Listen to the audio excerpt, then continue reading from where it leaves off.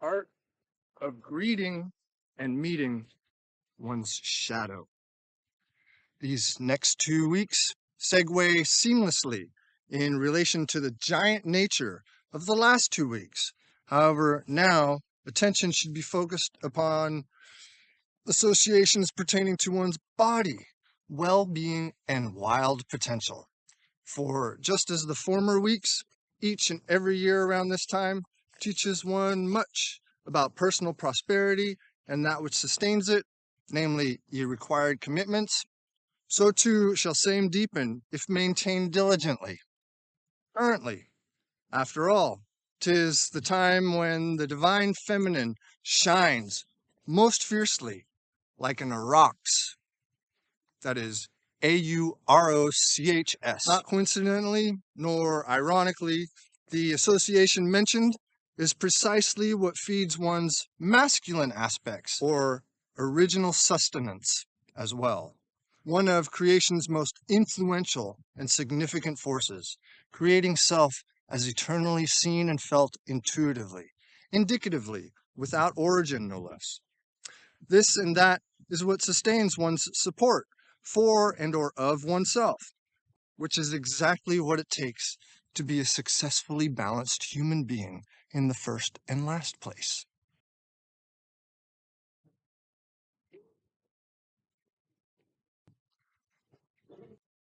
Is it not interesting the ways and means dearly beloved Mother Nature gives timely opportunity to teach us lessons on tending to one's personal wealth before any something else can actually be created or truly achieved, and or any other encounters experienced for that matter? Well, that's because she has ordered it harmoniously so to be thusly kept, keeping life in check or sync with the universe and hence self-perpetuating.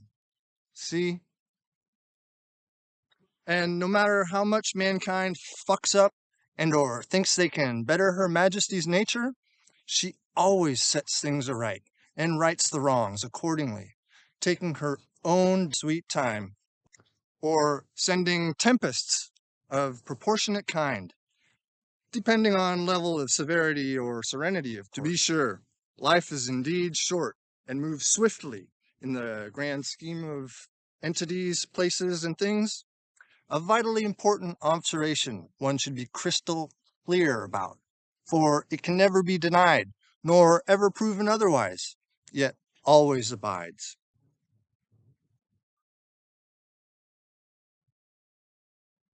This is a and or the natural part of summer's season when one can expect and find support for one's physical self, given possibilities, as always, where one may use one's facilities to the highest degree of current acumen and present capability, with ye omnipotent force, as ascertained above, supporting one, as one does, and doth so proceed below.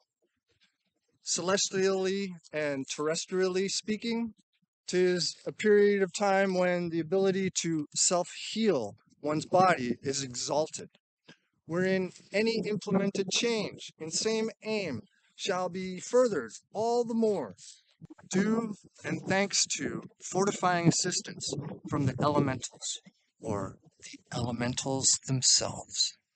The art of creating or recreating oneself is heavily steeped in all things having to do with the body and sexuality, wherein the most obvious state of self is one's form, of course.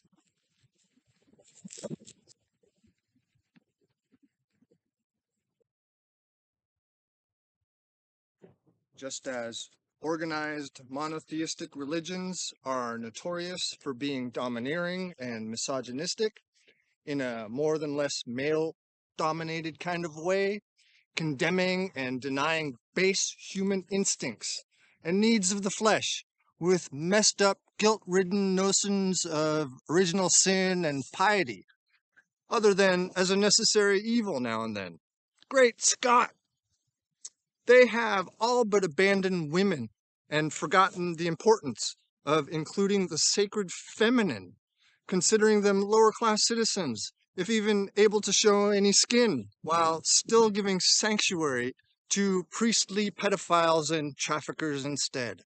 For fucking shame. So too do most other cults and institutions of our day and age, teaching passivity of the physical entity, considering it as being secondary, if not tertiary, or not necessary et al.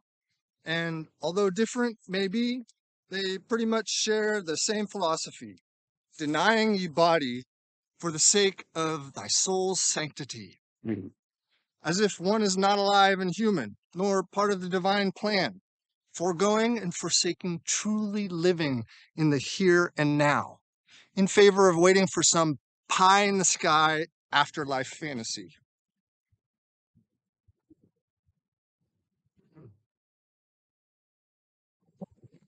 Religion, any for that gray matter, is nothing more than the most antiquated form of government, and dare say serves no higher purpose than to keep the masses ignorant and subjugated and unempowered in perpetuity, giving rise to the ironic reason why so many hide and why so few are in touch with what they call the dark side. That which is least known is not thy soul, but rather one's altar, and yea, earthly vessel, ye body, along with its most powerful counterpart, the conscious ego, one's tried and true guardian or archaic angel. In other worldly words, that part of the mind which mediates between the conscious and the unconscious, which is responsible for reality testing and a sense of personal identity.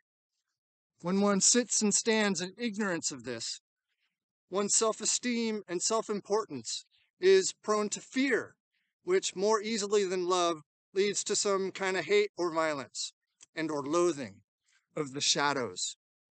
Ironically, one's greatest and most mysterious gift, unknown information and knowledge thereof, which would otherwise set thee free, once known and understood.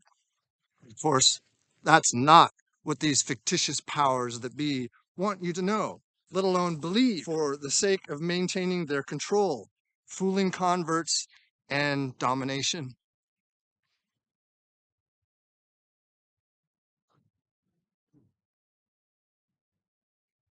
Now then, getting back to the bare basics, Mother Earth and reality. Whereas the last lunar bi-week represents domestication, the next lunar half month from 714 to 729 serves to bring us closer still to those parts of self one has been taught and or trained to subdue, if not shamed into complete submission. Verily, the root causes of all tension, trepidation, trauma, and yea, neurosis of all kinds, simply by the ways and means of forcing unconscious motivations to become internalized before ever or even being verbalized, let alone considered. Nevertheless, one's shadow side always manages to somehow crash the party, fortunately, namely because the reasons for acting or behaving in a particular way or general desire and or willingness of one to do any something is more demanding and dominant than facing expressed and or repressed and or suppressed feelings. See?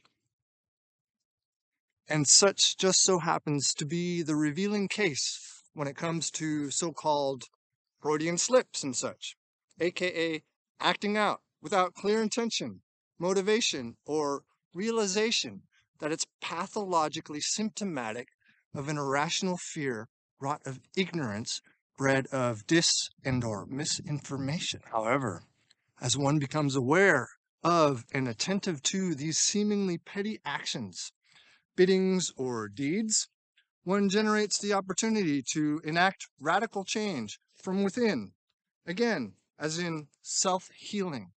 For when one engages shadow, thine own or others, in essence, becoming more consciously aware of them, is when one takes back their innate control.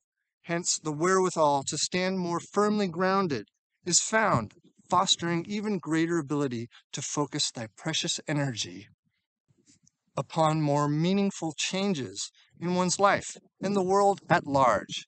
To be well informed is to be ready for whatnot. One can do and does this quite simply by acknowledging and embracing shadow. After all, it's an integral part of you too. So might as well get used to it because it ain't ever going to go away as long as the illuminating light which casts it has anything to say. Besides, what's there to fear or so scary about working with or looking into it? It's not as if there's anything dangerous or too dark or dreary to handle or reveal that anyone else doesn't sense, feel, or have to live with. As intriguing and unknowable as it may be, shadow is merely what one doth not know about self, and in reality is nothing more than that which is not lit or has yet to be illuminated. And once engaged and exposed, it ceases to be shadow anymore. Get it?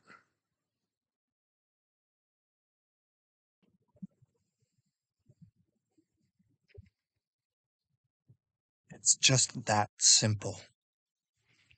Therefore, over the course of these next 2 lunar weeks, according to the calendarized staves of the Elder Firthark, dearly beloved Mother Nature provides us with experiences and opportunities to exercise our wild and undiluted potential, wherein and when one is given the chance or chances and space to create and or recreate self as one wants to be, by testing one's ability to dwell well within the safe and sound confines of thine mind, or thoughts, so to speak, between knowing whom thou art, whilst simultaneously having no clue at all of which born of learning who one has been and is becoming.